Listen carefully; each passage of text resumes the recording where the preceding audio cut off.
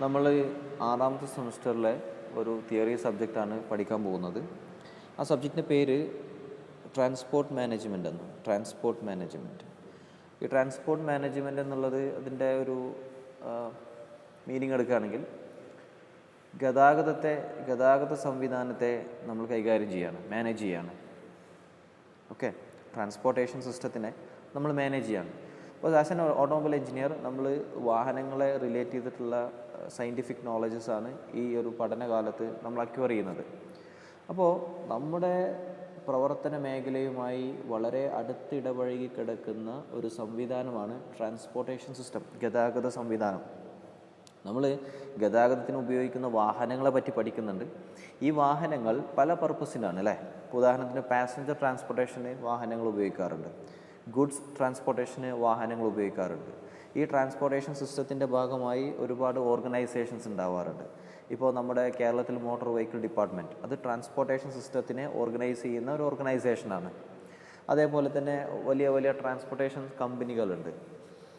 അതുപോലെ തന്നെ ട്രാൻസ്പോർട്ടേഷൻ്റെ ഭാഗമായിട്ട് ഒരുപാട് സർവീസ് സെക്ഷൻസ് ഉണ്ട്, ഓട്ടോമൊബൈൽ മാർക്കറ്റിംഗ് ഉണ്ട്. പിന്നെ അതുപോലെ തന്നെ ഓട്ടോമൊബൈൽ ട്രാൻസ്പോർട്ടേഷൻ സിസ്റ്റത്തിൻ്റെ വളരെ ബേസിക് ആയിട്ടുള്ള ഒരു മേഖലയാണ് റോഡ് സിസ്റ്റം അല്ലേ. Road constructional details off road, ഈ റോഡുകളെ സംബന്ധിച്ച് നമുക്ക് ഡിസ്കസ് ചെയ്യാനുണ്ട്. അപ്പോൾ നമ്മളെ സംബന്ധിച്ചിടത്തോളം, ഓട്ടോമൊബൈൽ എഞ്ചിനീയറെ സംബന്ധിച്ചിടത്തോളം ട്രാൻസ്പോർട്ട് മാനേജ്മെൻറ്റ് എന്നുള്ളത് അറിഞ്ഞിരിക്കേണ്ട ഒരു ബേസിക് സബ്ജക്റ്റാണ്. ഈ ഒരു ട്രാൻസ്പോർട്ട് മാനേജ്മെൻറ്റ് എന്നുള്ള സബ്ജക്റ്റിനെ നമുക്ക് ചുരുക്കി വിളിക്കാം TM എന്ന് വിളിക്കാം. T stands for transport, M stands for management. അപ്പോൾ ഈ ട്രാൻസ്പോർട്ട് മാനേജ്മെൻറ്റ് എന്നുള്ള സബ്ജക്റ്റിനെ ഇനി മുതൽ നമ്മൾ TM എന്നേ പറയുള്ളൂ. അപ്പോൾ ഈ TMൻ്റെ സബ്ജക്റ്റ് ഇൻട്രൊഡക്ഷനാണ് ഇന്ന് നമ്മൾ ഉദ്ദേശിക്കുന്നത്. ഈ സബ്ജക്റ്റിൻ്റെ ഔട്ട്കം എന്താണ്, ഈ കോഴ്സിൻ്റെ ഔട്ട്കം എന്താണെന്നുള്ളത് നമ്മൾ മനസ്സിലാക്കണം. ഈ സബ്ജക്റ്റ് എന്തിനു വേണ്ടിയിട്ടാണ് നമ്മുടെ ഈ ആറാമത്തെ സെമസ്റ്ററിൻ്റെ ഭാഗമായിട്ട് നമ്മൾ പഠിക്കുന്നത്, എന്താണ് ഇതിൽ നിന്ന് നമുക്ക് ലഭിക്കേണ്ട ബേസിക് കോൺസെപ്റ്റുകൾ എന്താണെന്നുള്ളതൊക്കെ നമുക്കൊന്ന് മനസ്സിലാക്കാം. ആദ്യമായി ഈ സബ്ജക്റ്റിൻ്റെ കോഡ് നമ്മൾ സംസാരിക്കുകയാണെങ്കിൽ 6053 6053 അതാണ് ഈ സബ്ജക്റ്റിൻ്റെ കോഡ് വരുന്നത്. അതേപോലെ തന്നെ ക്രെഡിറ്റ് 5 ഉണ്ട്, അതായത് അത്യാവശ്യം ക്രെഡിറ്റ് ഉള്ള ഒരു സബ്ജക്റ്റാണ്. അപ്പോൾ അതുകൊണ്ട് തന്നെ ഇതിൽ ഈ ഒരു സബ്ജക്റ്റിലൂടെ ലഭിക്കുന്ന മാർക്ക് എന്ന് പറഞ്ഞാൽ ഇതിൽ എത്രത്തോളം മാർക്ക് നിങ്ങൾക്ക് കൂട്ടാൻ കഴിയുമോ അത്രത്തോളം നിങ്ങളുടെ ഗ്രേഡിലെ വേരിയേഷൻസ് വളരെ എഫക്റ്റീവായിട്ട് നിങ്ങൾക്ക് കൂട്ടാൻ കഴിയും.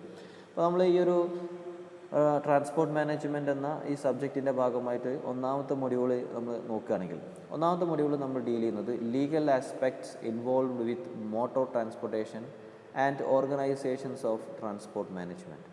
ലീഗൽ ആസ്പെക്റ്റ് നിയമപരമായിട്ടുള്ള രീതികൾ. അതായത് ഒരു ട്രാൻസ്പോർട്ടേഷൻ സിസ്റ്റം, ആ സിസ്റ്റം വർക്ക് ചെയ്യണമെന്നുണ്ടെങ്കിൽ നമുക്ക് ഓട്ടോമൊബൈൽസ് വേണം. ഈ ഓട്ടോമൊബൈൽസ് നമ്മൾ നേരെ ഒരു ഡീലറിൻ്റെ അടുത്ത് നിന്ന് പർച്ചേസ് ചെയ്യും. അല്ലെങ്കിൽ ഏത് ഭാഗത്തു നിന്നാണോ നമുക്കൊരു വാഹനം വാങ്ങാൻ പറ്റുക, പർച്ചേസ് ചെയ്യാൻ കഴിയാം, അവിടെ പോയിട്ട് നമ്മൾ പർച്ചേസ് ചെയ്യും. പർച്ചേസ് ചെയ്ത് കഴിഞ്ഞാൽ നമ്മൾ നേരെ റോഡിലോട്ട് ഇറക്കുകയല്ല ചെയ്യാം. നമ്മൾ ആദ്യം അതിൻ്റെ രജിസ്ട്രേഷൻ പ്രോസസ്സിലൂടെ കടന്നു പോകണം. സോ രജിസ്ട്രേഷൻ പ്രോസസ്സ് എന്നുള്ളത് ഒരു ലീഗൽ ആസ്പെക്റ്റാണ്. അങ്ങനെ രജിസ്ട്രേഷനിലൂടെ കടന്നു പോകുമ്പോൾ അത് ഓരോ കാറ്റഗറിക്കും ഓരോ തരമായിരിക്കും. ഇപ്പോൾ ഒരു പ്രൈവറ്റ് വാഹനത്തിൻ്റെ രജിസ്ട്രേഷൻ പ്രോസസ്സ് പോലെയല്ല, അതിൻ്റെ ഡോക്യുമെൻറ്റ്സ് റിക്വയർമെൻറ്റ് പോലെയല്ല ഒരു പാസഞ്ചർ ട്രാൻസ്പോർട്ടേഷൻ സിസ്റ്റത്തിനുള്ളത്. ഈ പാസഞ്ചർ ട്രാൻസ്പോർട്ടേഷൻ സിസ്റ്റത്തിൽ തന്നെ ഹെവി എക്യുപ്മെൻറ്റ്സ് ആണ് ട്രാൻസ്പോർട്ട് ചെയ്യണമെങ്കിൽ, അല്ലെങ്കിൽ എക്സ്പ്ലോസീവ്സ് ആണ് ട്രാൻസ്പോർട്ട് ചെയ്യുന്നതെങ്കിൽ അതിൻ്റെയൊക്കെ ലീഗൽ ആസ്പെക്റ്റുകൾ ഡിഫറെൻ്റ് ആയിരിക്കും. അപ്പോൾ ഈ ട്രാൻസ്പോർട്ടേഷൻ സിസ്റ്റത്തിൻ്റെ ഭാഗമായിട്ട് ഇത്തരം ലീഗൽ ആസ്പെക്റ്റ് വളരെ ഇമ്പോർട്ടൻ്റാണ്. മറ്റൊരു ലീഗൽ ആസ്പെക്റ്റ് പറയുകയാണെങ്കിൽ, ഒരു വാഹനം നമ്മൾ റോഡിലേക്ക് ഓടിച്ച് തുടങ്ങണമെന്നുണ്ടെങ്കിൽ നമുക്ക് ഡ്രൈവിംഗ് ലൈസൻസ് വേണം. അത് മറ്റൊരു ലീഗൽ ആസ്പെക്റ്റാണ്. അപ്പോൾ ഈ ഡ്രൈവിംഗ് ലൈസൻസ് എങ്ങനെ നമുക്ക് ലഭിക്കാം, ഈ ഡ്രൈവിംഗ് ലൈസൻസ് എങ്ങനെ ഏതൊക്കെ കാരണം കൊണ്ട് നമ്മുടെ കയ്യിൽ നിന്ന് അത് റദ്ദാക്കപ്പെടും, ഡിസ്ക്വാളിഫിക്കേഷൻ നടക്കും, ഇത്തരം കാര്യങ്ങളൊക്കെ നമുക്ക് മനസ്സിലാക്കാനുണ്ട്. അതായത് ഒരു വാഹനം ഒരു ഗതാഗത സംവിധാനത്തിൻ്റെ ഭാഗമായി അതിൻ്റെ ഓപ്പറേഷണൽ സ്റ്റേജിലേക്ക് വരുമ്പോൾ അതിൻ്റെ നിയമപരമായിട്ടുള്ള ഭാഗങ്ങളെക്കുറിച്ച് ഒരു ബേസിക് ഐഡിയ നമുക്ക് വേണം. ഏതൊക്കെ മോട്ടോർ വെഹിക്കിൾ ആക്റ്റുകളൊക്കെ ഉണ്ട്, ഏതൊക്കെയാണ് മോട്ടോർ വെഹിക്കിൾ ആക്റ്റുകൾ എന്നുള്ളതൊക്കെ നമുക്ക് ഒന്നാമത്തെ മൊഡ്യൂളുകളിലൂടെ മനസ്സിലാക്കണം. അതേപോലെ തന്നെ ഓർഗനൈസേഷൻസ് ഓഫ് ട്രാൻസ്പോർട്ട് മാനേജ്മെൻറ്റ്. ഇപ്പോൾ നേരത്തെ പറഞ്ഞ പോലെ മോട്ടോർ വെഹിക്കിൾ ഡിപ്പാർട്ട്മെൻറ്റ് എന്നുള്ളത് നമ്മുടെ ട്രാൻസ്പോർട്ടേഷൻ സിസ്റ്റത്തിൻ്റെ റിലേറ്റ് ചെയ്തിട്ടുള്ള ഒരു ഓർഗനൈസേഷനാണ്. ഈ ഓർഗനൈസേഷനാണ് ഇത്തരം സംവിധാനങ്ങളൊക്കെ കൊണ്ടുപോകുന്നത്. ഇപ്പോൾ നമ്മുടെ കേരളത്തിൽ തന്നെ KSRTC എന്നുള്ളത് മറ്റൊരു ട്രാൻസ്പോർട്ട് ഓർഗനൈസേഷനാണ്. അപ്പോൾ ഇത്തരം ട്രാൻസ്പോർട്ട് ഓർഗനൈസേഷനിൽ വേണ്ട കാര്യങ്ങൾ എന്തൊക്കെയാണെന്നുള്ളത് നമുക്കൊന്ന് മനസ്സിലാക്കണം. ഓക്കെ. അപ്പോൾ ഒന്നാമത് ഒരു നമ്മൾ ഡിപ്പോകൾ കേട്ടിട്ടുണ്ടാവും അല്ലേ? ഈ ഡിപ്പോ എന്താണ്, ഡിപ്പോകളിൽ എന്തൊക്കെ ആവശ്യങ്ങളുണ്ട്, അത്തരം രീതിയിൽ ഒരു ഓർഗനൈസേഷൻ റിലേറ്റ് ചെയ്തിട്ടുള്ള ബേസിക് ഐഡിയാസും ബേസിക് നോളജസും നമുക്ക് എന്ത് ചെയ്യണം, ഒന്നാമത്തെ മൊഡ്യൂളുകളിലൂടെ കിട്ടണം. അപ്പോൾ ഒന്നാമത്തെ മൊഡ്യൂളിൽ ലീഗൽ ആസ്പെക്റ്റും അതേപോലെ ട്രാൻസ്പോർട്ട് മാനേജ്മെൻറ്റ് ഓർഗനൈസേഷനുമാണ് നമുക്ക് ഡിസ്കസ് ചെയ്യാനുള്ളത്. രണ്ടാമത്തെ ഒരു ഭാഗത്തിലേക്ക് വരികയാണെങ്കിൽ, രണ്ടാമത്തെ മൊഡ്യൂളിലേക്ക് വരികയാണെങ്കിൽ the operation of goods vehicles or buses. അതായത് ഇവിടെ ഉദ്ദേശിക്കുന്നത്, ബസ്സസ് എന്ന് ഉദ്ദേശിക്കുന്നത് പാസഞ്ചർ ട്രാൻസ്പോർട്ടേഷനാണ്.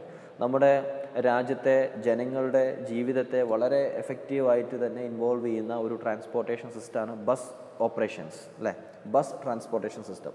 ഈ ബസ് ട്രാൻസ്പോർട്ടേഷൻ സിസ്റ്റത്തിൽ നമുക്കറിയാം, നമ്മൾ ഫെയർ ഈടാക്കുന്നുണ്ട്, അതേപോലെ തന്നെ അതിൽ തൊഴിലാളികളുണ്ട്. ഈ തൊഴിലാളികളുടെ ഓരോ ദിവസത്തെയും തൊഴിലിൻ്റെ സമയം നമ്മൾ രേഖപ്പെടുത്താറുണ്ട്. അങ്ങനെ അവരെ തൊഴിൽപരമായും ആ ഒരു വാഹനം ഓടിത്തുടങ്ങുമ്പോൾ, ബസ് ഓടിത്തുടങ്ങുമ്പോൾ അതിൻ്റെ ഫെയർ സ്ട്രക്ചറിനെ സംബന്ധിച്ചും അങ്ങനെ വളരെ ബേസിക് ആയിട്ടുള്ള മറ്റ് ഡീറ്റെയിൽസ് നമുക്ക് എന്ത് ചെയ്യാനുണ്ട്, ഡിസ്കസ് ചെയ്യാനുണ്ട്. അതേപോലെ തന്നെ ഒരു ഗുഡ്സ് വെഹിക്കിളിൻ്റെ കാര്യം എടുക്കുകയാണെങ്കിൽ ചരക്ക് ഗതാഗത സംവിധാനം അല്ലേ. അപ്പോൾ ഈ ഗുഡ്സ് വെഹിക്കിൾ റിലേറ്റ് ചെയ്തിട്ടുള്ള അതിൻ്റെ ഓപ്പറേഷൻ നടക്കുന്ന സമയത്ത് എന്തൊക്കെ കാര്യങ്ങൾ ശ്രദ്ധിക്കാനുണ്ട്, ഏതൊക്കെയാണ് അതിൻ്റെ ഓപ്പറേഷണൽ ഡീറ്റെയിൽസ് എന്നുള്ളതൊക്കെ വളരെ വ്യക്തമായിട്ട് രണ്ടാമത്തെ മൊഡ്യൂളിൽ നമുക്ക് മനസ്സിലാക്കാൻ സാധിക്കും.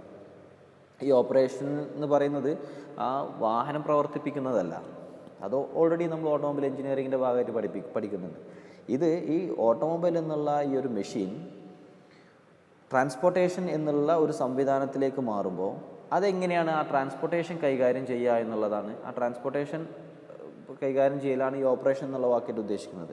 ഇപ്പോൾ ഈ നമ്മളൊരു വാഹനം ഒരു ചരക്ക് സംവിധാനത്തിലേക്ക് മാറുമ്പോൾ, അല്ലെങ്കിൽ ഒരു പാസഞ്ചർ ട്രാൻസ്പോർട്ടേഷൻ സിസ്റ്റത്തിലേക്ക് മാറുമ്പോൾ അതിൻ്റെ ഓപ്പറേഷണൽ ഡീറ്റെയിൽസ് എന്താണെന്നുള്ളതാണ് നമ്മൾ മനസ്സിലാക്കുന്നത് രണ്ടാമത്തെ മൊഡ്യൂളിൽ.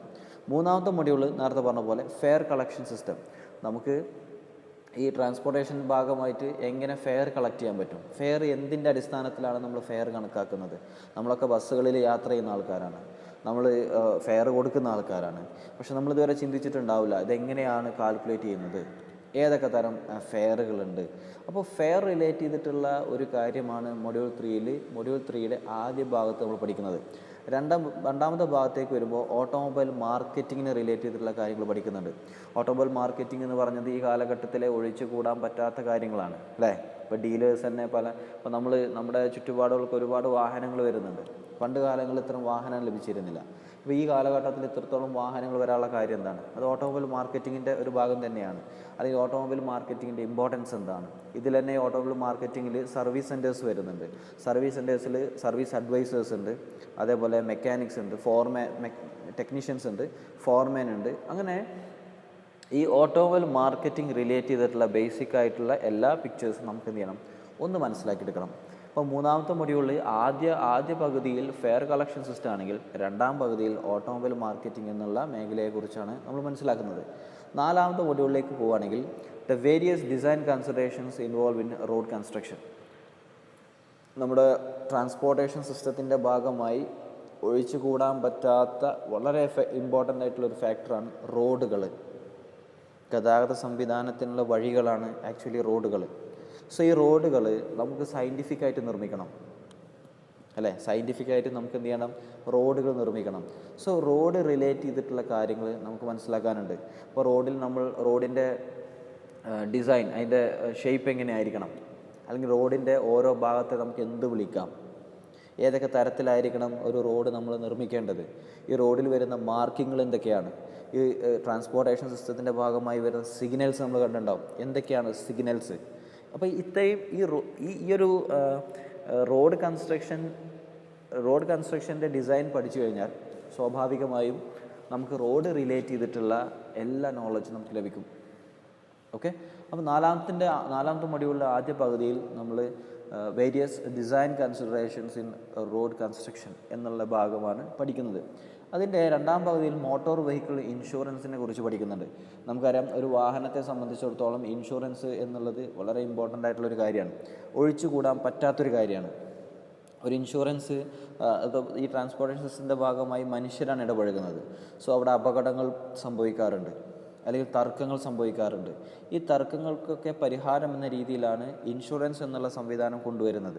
ഇൻഷുറൻസ് എന്നുള്ളത് പല മേഖലകളിലുണ്ട്, ആരോഗ്യ മേഖലകളിലുണ്ട്, അതേപോലെ തന്നെ പല മേഖലകളിൽ ഇൻഷുറൻസ് ഉണ്ട്. നമ്മൾ മനസ്സിലാക്കുന്നത് മോട്ടോർ വെഹിക്കിൾ വാഹന സംവിധാനത്തിൽ ഉൾപ്പെട്ടിട്ടുള്ള ഇൻഷുറൻസിനെ റിലേറ്റ് ചെയ്തിട്ടുള്ള കാര്യങ്ങളാണ്. ഏതൊക്കെ തരം ഇൻഷുറൻസ് ഉണ്ട്, എങ്ങനെയാണ് നമുക്ക് ഇൻഷുറൻസ് ക്ലെയിം ചെയ്യേണ്ടത്, ഒരു ആക്സിഡൻറ്റ് സംഭവിച്ചു കഴിഞ്ഞാൽ ആരെയാണ് സമീപിക്കേണ്ടത്, എന്തൊക്കെ ഡോക്യുമെൻറ്റ്സ് ആണ് അത് വേണ്ടത്, അത്തരം ഡീറ്റെയിൽസൊക്കെ നമുക്ക് എന്ത് ചെയ്യണം എഫക്റ്റീവായിട്ട് 4ാമത്തെ മൊഡ്യൂളിലെ 2ാമത്തെ പകുതിയിൽ നമുക്ക് മനസ്സിലാക്കാനുണ്ട്.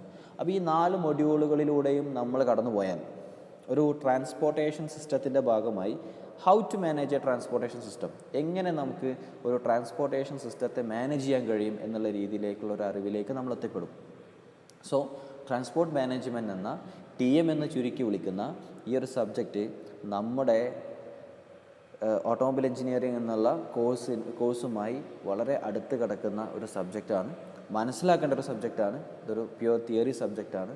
ക്രെഡിറ്റ് കൂടുതലായിട്ടുള്ളൊരു സബ്ജക്റ്റാണ്. അപ്പോൾ നിങ്ങൾ എഫക്റ്റീവായിട്ട് തന്നെ ഇത് മനസ്സിലാക്കാനുള്ള ശ്രമം നടത്തുക. ഓക്കെ, അതുവഴി നന്നായിട്ട് പഠിക്കുക, നല്ല മാർക്ക് വാങ്ങുക. ഓക്കെ, അപ്പോൾ ബാക്കി എന്ത് ചെയ്യാം, വരും ക്ലാസ്സുകളിൽ ഓരോ മൊഡ്യൂളും നമുക്ക് എഫക്റ്റീവായിട്ട് മെല്ലെ മെല്ലെ പഠിച്ചെടുക്കാം. Okay, thank you.